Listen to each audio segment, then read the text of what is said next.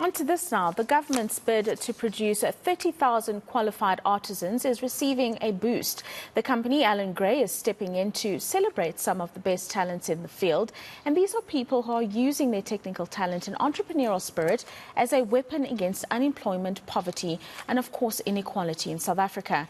Let's discuss this further. We're joined by Seth Mulli, who is a senior manager at Allan Gray. Thank you very much for your time this morning, Seth. And it was a task that I set out for my team and I to find some good news stories that exist in the country and important initiatives that are uplifting the youth in South Africa. So it's very exciting to talk about this particular initiative and the ceremony that you all will be hosting later on. And maybe just share some insights as to why it was important for Allan Gray to become part of uplifting artisans in South Africa. Sure. Thank you so much for the opportunity, and very good afternoon to your viewers. The aim of Allan Gray Makers, so we're part of a group of philanthropies within Allan and Jill Gray Philanthropy, and Allan Gray Makers is really an initiative focused on nurturing and investing in responsible technical entrepreneurs who help to accelerate meaningful employment creation while embodying ethical leadership.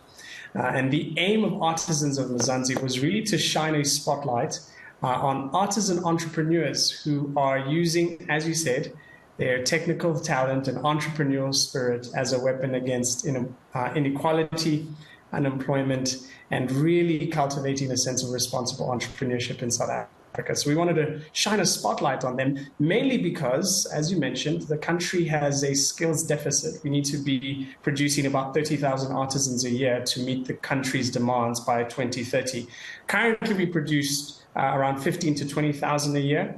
And the idea here is to spotlight and highlight artisan entrepreneurs who are making a difference in their communities such that they can serve as relatable role models to students at technical colleges, what they're called TVETs in our country, so that these students can see entrepreneurship as a career path, but also for students who are in high school and still deciding what they want to study, that they can recognize that you could become an artisan entrepreneur and choose to study at a TVET college and then to pursue entrepreneurship as a career pathway. So that's the idea, that's the focus. It's to shine a spotlight and ensure that we recognize artisans in our country as people who have technical skills that are contributing to society. And anytime you need a plumber, you don't call a doctor, you call a plumber. And we want to highlight those plumbing businesses, male and female, electrician businesses who are doing incredible work, so that we can celebrate them as the artisan trades not really celebrated in South Africa and the continent at large. So that's really the premise of this competition. And I suppose one of the other important things, and you've briefly mentioned it there, Seth, is that being an artisan, a vocational worker in the country is actually of vital importance. There's a huge stigma around going to a traditional university, acquiring a degree and becoming a doctor, an accountant, an engineer, or whatever it may be. And we forget about the important role that artisans or vocational workers play. And I just wonder, beyond the competition and the awards ceremony that you will be hosting, as Allan Gray Makers, what else can we do to break down that stigma and open up the doors for people to learn other skills beyond just getting a degree from a traditional university? Absolutely. So yeah, the view of this competition is really to change the perception of the trades. I think historically, blue-collar work has been frowned upon. But what we're doing as Allan Gray Makers, beyond Artisans of Mzansi, we exist, as I mentioned, to support and nurture responsible technical entrepreneurs. And so we work at TVET colleges through what we call our Makers Launchpad, where we support TVET students to launch their businesses in the technical trades through gamified entrepreneurship content, through a national inter-college competition.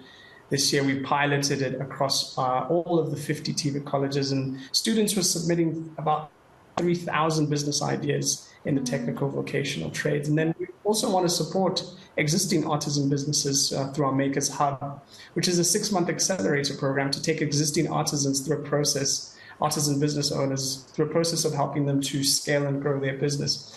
And through, Artisans of Mzansi, which is an intervention to change the perception of how we see artisans in our country. But I think as a country, I think we need to prioritize artisans as they are really important to us meeting our National Development Plan goals by 2030.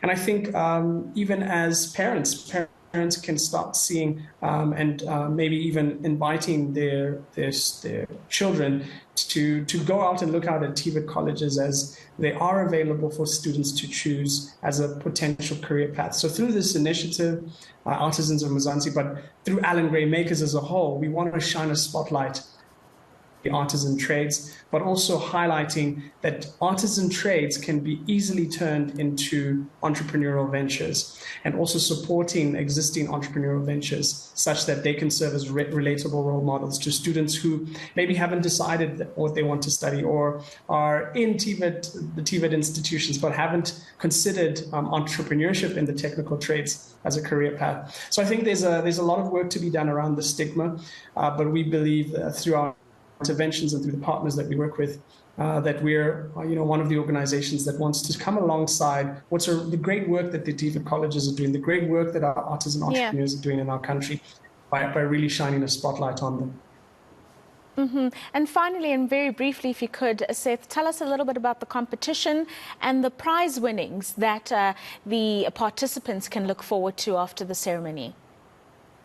Absolutely. With any competition, money is always a driver, but really what we wanted to do through the competition was to try and find some of the best artisan business owners in the startup phase. So maybe they've launched their business in the last 0 to 2 years. In the growth phase, maybe they've now grown their business to 2 to 3 years, and then the mature category where it's, they're scaling, they're ready to go a step further. So we're offering them these cash prizes worth 250,000 Rand, but we're also offering business support and mentorship and business advisory and coaching to these participants along their journey. We really take a lifelong view into our interventions. So we're going to support these finalists for the rest of their lives and helping them really grow and sustain their businesses so that they can provide economic activity, but also job opportunities for people in our country. That is just one of many feel-good stories that we have in the country. Seth, thank you very much, Allan Gray Makers, Senior Manager, joining us to talk through the important work that they're doing in highlighting the importance of artisan and vocational work. It's not necessarily about the traditional degree that you get from a university, but your contribution matters in different ways across the South African economy.